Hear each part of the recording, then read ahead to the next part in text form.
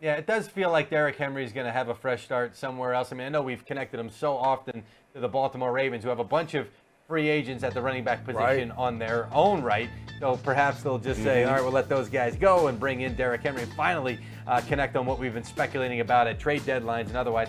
Look, it's going to be the haves and the have-nots again at the running back position. There's going to be that same cliff that you always have because you can go out there and try and make a run at Saquon Barkley and Derrick Henry and Josh Jacobs.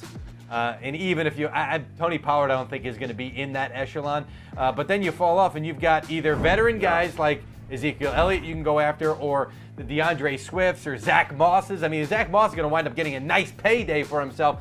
But these guys are looking to be up in the double digits, which is where that franchise tag was last year. Now, I'm told that Saquon Barkley and the Giants had good discussions in Indianapolis, which is fine. I just think in the end for Barkley, it's going to depend on, and not that this is a cop-out, but this is my way of answering it, it's going to depend on what everybody else is going to be willing to do, I truly believe, because the Giants are going to make a run at this, but the Giants started at a certain number, which was what, $12.5 million per year, I want to say, back in October of 2022. And then that number wound up coming down each time they made a run at it, and I don't know where it's going to wind up being on this go-around. But again, I do know that they had good conversations, so much as last year when the deadline to do a deal with Barkley in July came and went, and I said, well, that's it.